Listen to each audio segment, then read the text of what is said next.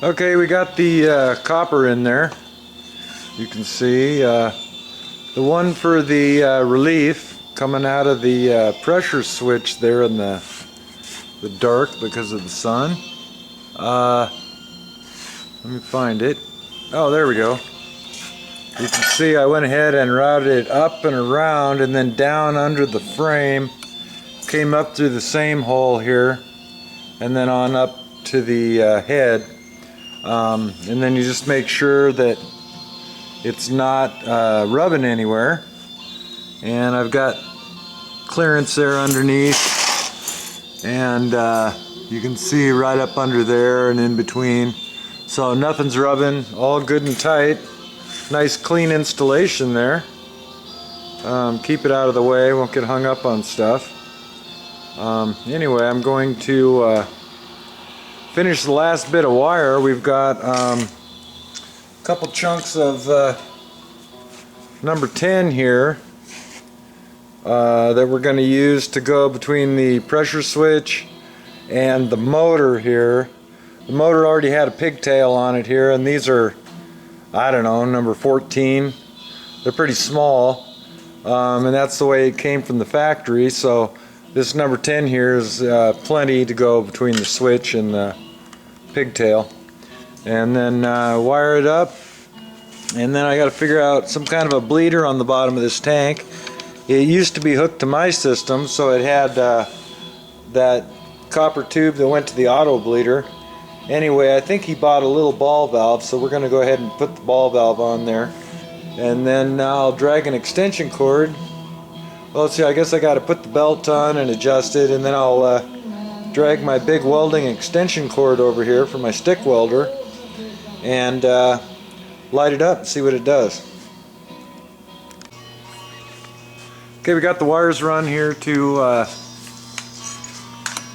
the motor and stuff out of the switch there and over to the box. You'll notice that the wires stick up out of that box, so when I put the cover on it, all those wire nuts and stuff are going to be rubbing on that cover. And a good thing to do in a situation where you have vibration and electrical that's going to be closed up for a long period of time is just grab some electric tape and kind of wrap around those wire nuts. It doesn't have to be tight, basically just loose is fine with wrinkles and this and that way the tape will be what's rubbing on the cover, and it won't rub through those wire nuts, because in time that plastic there will wear through, and then you're hitting direct hot wire onto your cover, which is ground, and it shorts crap out, and it's usually a bad time. Anyway, so just loosely wrap all those wire nuts up with some tape for basically an anti-friction kind of a keep it from rubbing deal. I'm going to do that and close that box up.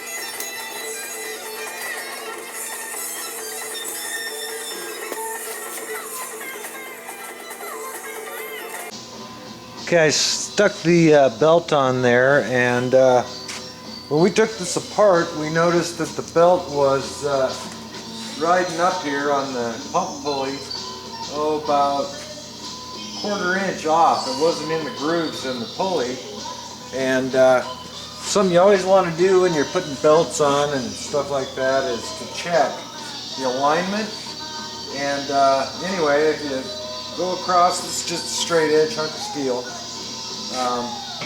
across the pulley there on the pump.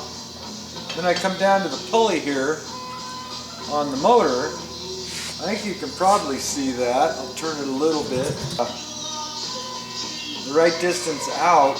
Then when I before I tighten the motor down, I also have to check the alignment this direction. Make sure that this pulley is in line with this pulley. Being as this is such a short belt, that's very critical. If you're working on a big old air handler or something where the belt's, you know, where it's 6 or 8 feet or more between the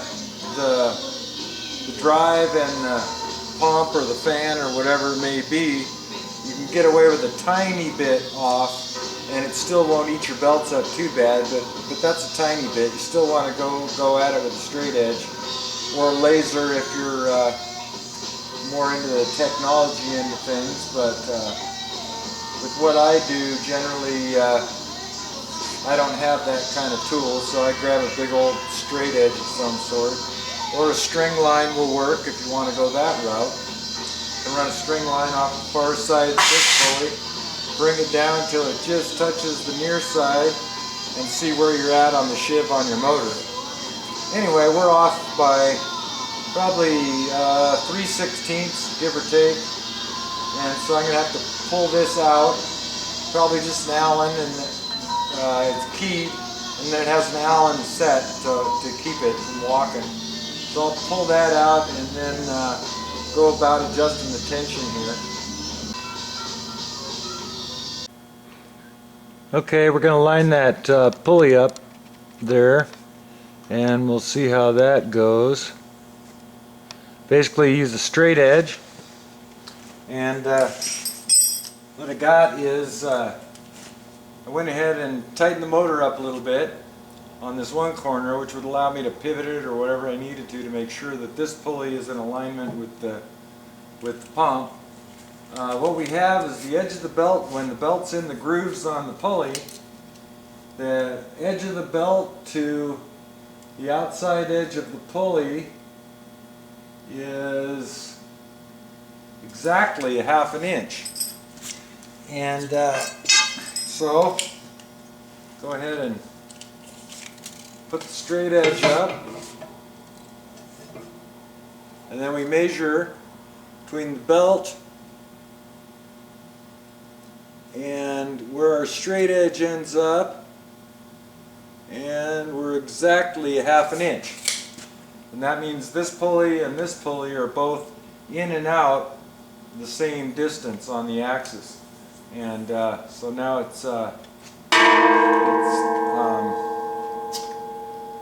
this pulley is in the correct place on this motor to match the pump.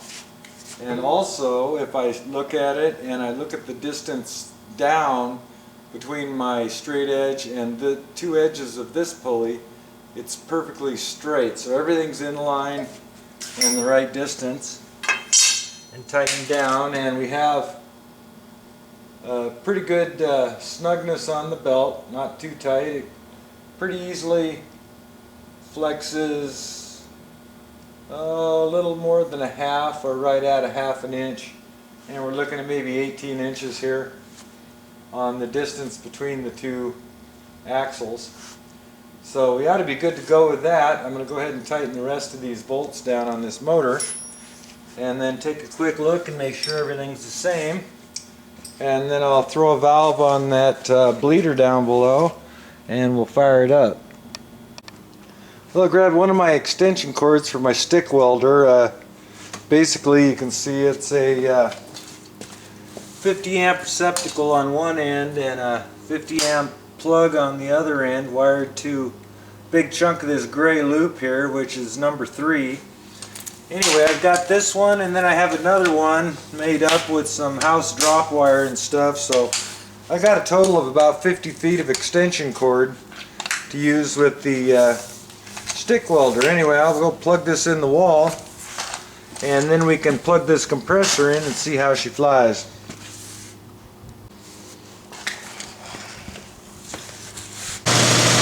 Still filling her up to about 60 pounds now. It says it'll put out 6.3 cubic feet at 90 pounds. So it's not a real big one, but we're running a couple air tools a little bit. It'll be fine. Anyway, when it approaches shut off, I guess I'll turn it on. Well, we're up to 120 pounds, 125 I guess, and she's still chugging. I think it was set to shut off at like 150. I saw a pencil writing somewhere in there, but I don't recall. I think it's supposed to turn on at 120, off at 150, so we'll keep watching it. Well, the gauge says like 145, so we'll just watch it and see what it's like when it shuts off.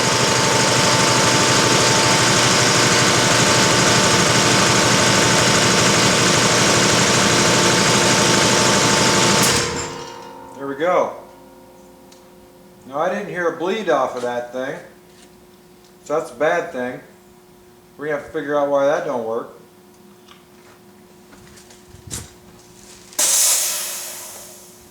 That there should pop and allow it to bleed.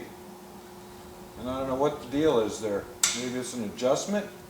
Maybe it's just sticky from being there in the on position for many years. So I'll have to cycle it a few times and see what we got, but I do not hear any hissing, so I don't think we got any leaks. Okay, I went ahead and bled it off and let it cycle a second time, and the bleed actually works now. It just probably was stuck from so many years of sitting there inside the pressure switch. Anyway, she works good, and that's it, except put the belt guard on it.